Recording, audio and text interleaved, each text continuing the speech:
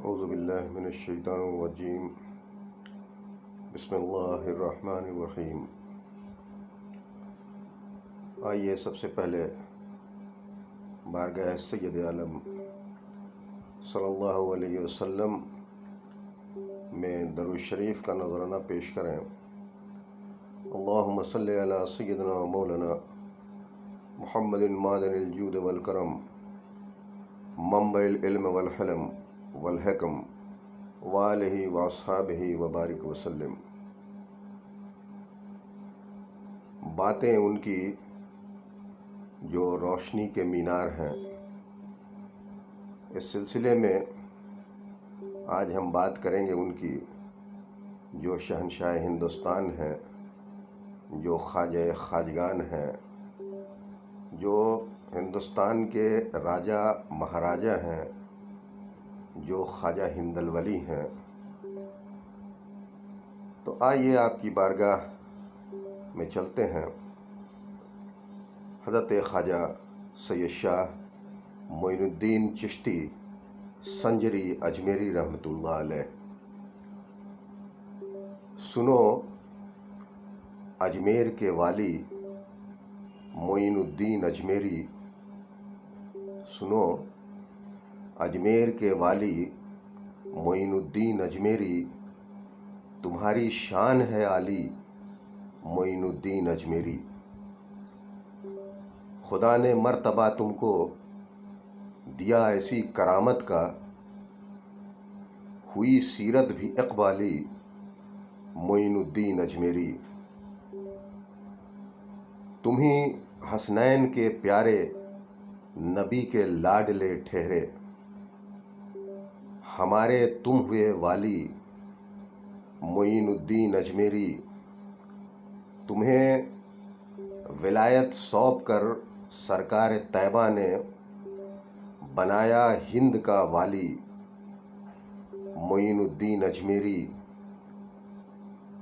گدائے بے نوا ہوں، لے کے آیا ہوں مرادوں کو،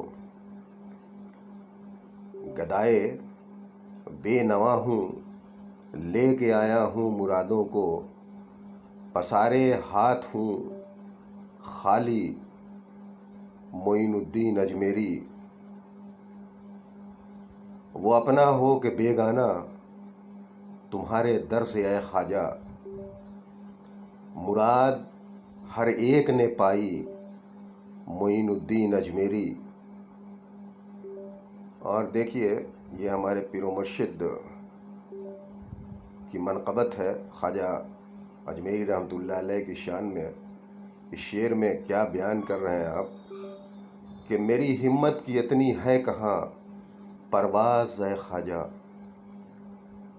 میری ہمت کی اتنی ہے کہاں پرواز اے خواجہ، کہ جا کے تھام لوں جالی معین الدین اجمیری۔ سناتا اپنا دکھڑا ہوں کہ یہ دکھ دور ہو جائے، سناتا اپنا دکھڑا ہوں کہ یہ دکھ دور ہو جائے، کہ تم ہو ہند کے والی معین الدین اجمیری۔ اور شان دیکھیے آپ کی کہ سلاطین زمانہ بھی ہیں در پر حاضری دیتے۔ یہ کیسی شان ہے عالی معین الدین اجمیری۔ پریشاں حال ہوں، بدحال ہوں، ہر وقت ہر لمحہ، مٹا دو میری بدحالی معین الدین اجمیری۔ اور دیکھیے شعر میں کہ میری جھولی کو بھر دو اس طرح اجمیر کے خواجہ، کہ ہو ہرگز نہیں خالی معین الدین اجمیری۔ اور مقطع کا شعر ہے کہ بلائے ناگہانی میں پھنسا ہے جب کبھی صابر، مصیبت تم نے ٹالی ہے معین الدین اجمیری۔ حضرت خواجہ معین الدین چشتی اجمیری رحمۃ اللہ علیہ کی پیدائش 14 رجب المرجب 537 ہجری بمقام چشت سیستان ایران میں ہوئی۔ آپ کے والد ماجد کا نام نامی اسم گرامی غیاث الدین اور والدہ ماجدہ بی بی ماہ نور المعروف بی بی ام الورا ہے۔ حضرت خواجہ اجمیری رحمۃ اللہ علیہ کی طبیعت میں بچپن سے ہی متانت و سنجیدگی تھی۔ ابتدائی تعلیم گھر پر حاصل کی۔ آپ کے والد بزرگوار اپنے دور کے ولی کامل اور بڑے عالم تھے، اس لیے والد ماجد سے تعلیم و تربیت کا بہترین موقع میسر آیا۔ اس کے علاوہ سنجر کے ایک مدرسہ میں تفسیر، فقہ اور حدیث کی تعلیم حاصل کی۔ حضرت خواجہ اجمیری رحمۃ اللہ علیہ کو تلاش پیر تھی۔ بزرگوں سے جگہ جگہ ملاقات بھی ہو رہی تھی، لیکن آپ کا دل مائل نہیں ہو رہا تھا۔ جب آپ نیشا پور کے قصبہ ہارون میں پہنچے تو آپ کو سکون قلب حاصل ہوا اور حضرت خواجہ عثمان ہارونی رحمۃ اللہ علیہ کے دست مبارک پر آپ نے توبہ کر لی۔ 20 سال تک اپنے پیر و مرشد کی خدمت و سیاحت میں رہے۔ آپ کو اپنے پیر و مرشد سے بے انتہا محبت تھی۔ پیر و مرشد نے اپنے مرید صادق پر بھی خوب کرم فرمایا۔ آپ نے فرمایا، معین الدین، میں نے تم کو خدا سے ملا دیا۔ غیب سے بھی ندا آئی کہ میں نے معین الدین کو قبول کیا۔ سبحان اللہ، آپ عطائے رسول ہیں اور والی ہندوستان ہیں۔ بارگاہ سید عالم صلی اللہ علیہ وسلم سے ہندوستان کی ولایت کی بشارت کے بعد آپ ہندوستان کے لیے روانہ ہو گئے۔ راستہ میں کئی جگہوں پر قیام کیا، بالخصوص بصرہ، کرمان، ہرات وغیرہ وغیرہ۔ مدینہ منورہ سے روانگی کے بعد آپ نے بغداد شریف میں بھی قیام فرمایا۔ آپ کے ہندوستان کی آمد سے قبل یہاں کے حالات سماجی اعتبار سے، سیاسی اعتبار سے، مذہبی اعتبار سے بد سے بدترین تھے۔ ظلم و بربریت کا بازار گرم تھا، عوام ہر اعتبار سے مظلوم و محکوم تھی۔ پرتھوی راج کا رویہ آپ کے تئیں کافی سخت تھا، طرح طرح کے فرمان دے کر اپنے قاصد کو بھیج رہا تھا۔ انا ساگر کی مچھلی پکڑنے اور کھانے پر پابندی عائد کر دی۔ عوام میں بھی طرح طرح کے فرمان آپ لوگوں کے خلاف پرتھوی راج جاری کر رہا تھا۔ اس نے حد ہی کر دی جب اعلان کروا دیا کہ جو اس فقیر سے ملے گا اسے قتل کروا دیا جائے گا، اور فقیر سے کہنا کہ کل تک اجمیر چھوڑ کر چلا جائے۔ حضرت خواجہ ہند الولی نے کہلا بھیجا کہ ہم تو جاتے ہیں، لیکن تمہیں نکالنے والا آ جائے گا انشاءاللہ۔ تیری بھی وہ کرامت آج تک مشہور ہے خواجہ، انا ساگر کا کل پانی جو پیالہ میں سمایا ہے۔ مقابل جب ہوا دشمن تجھے مغلوب کرنے کو، وہ خود ہی سرنگو ہو کر تیرے قدموں میں آیا ہے۔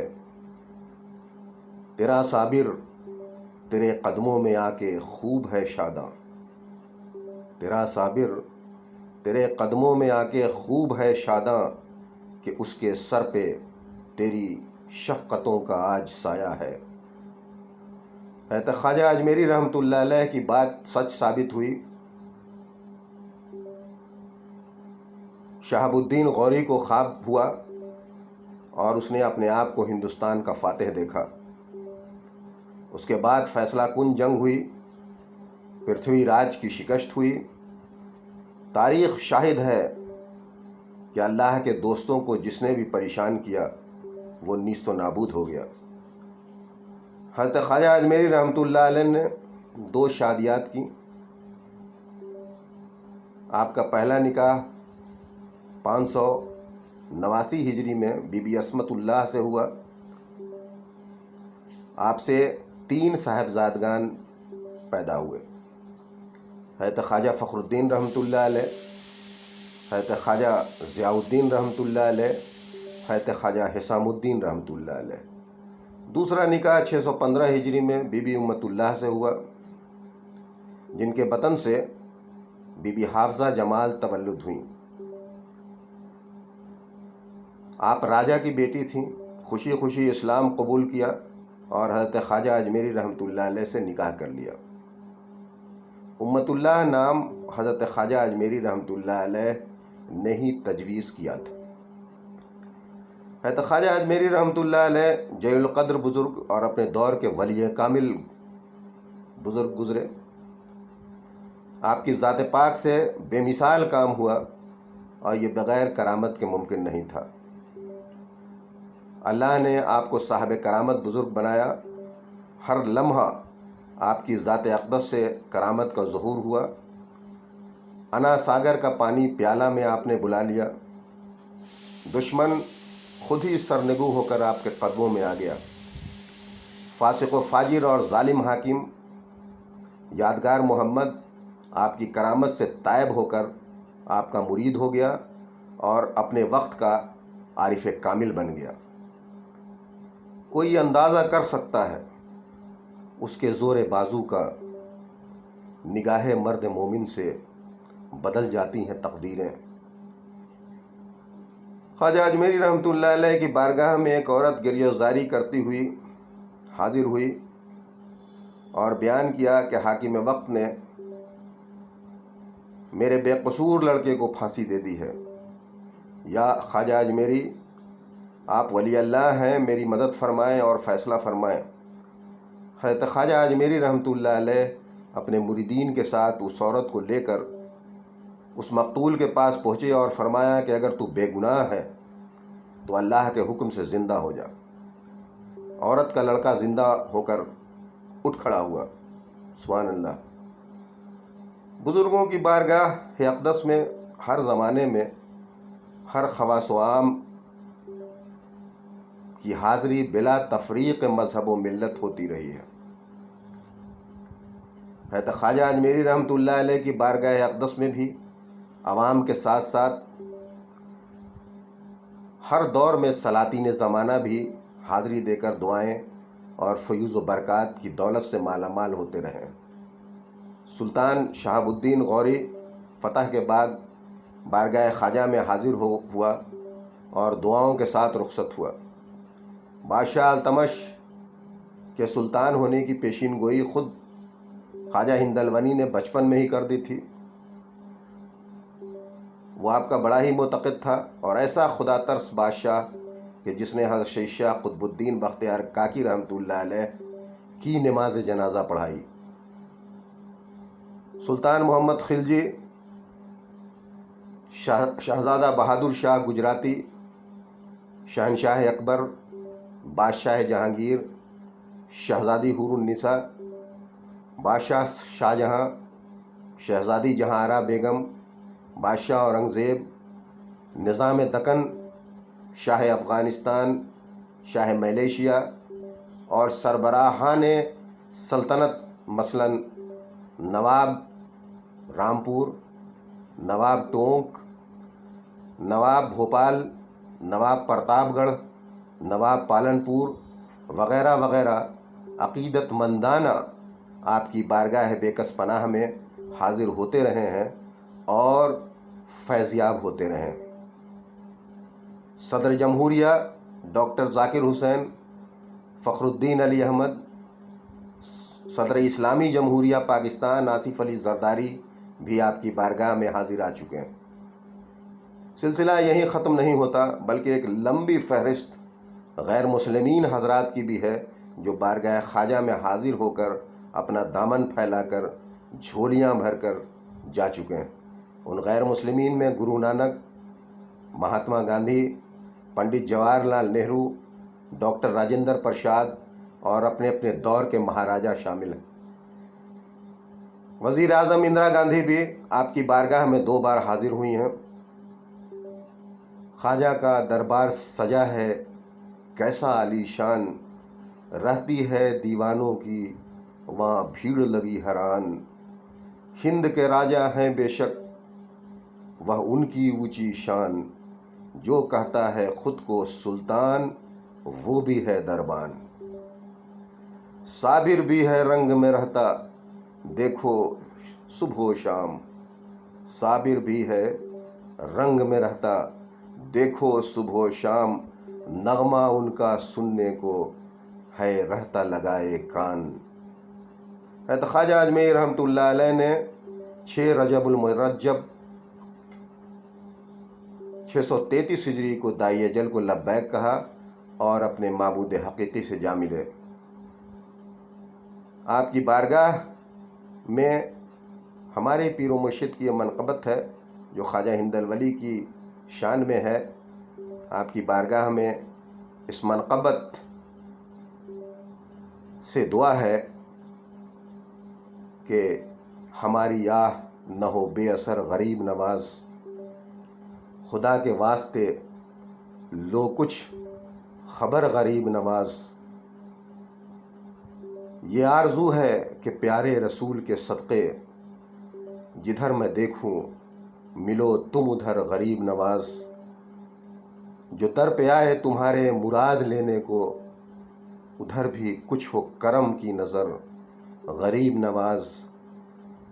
تمہارے در کی گدائی ہمیں بھی ہو حاصل، تمہارے در کی گدائی ہمیں بھی ہو حاصل، کرم تمہارا ہو ہم پر اگر غریب نواز۔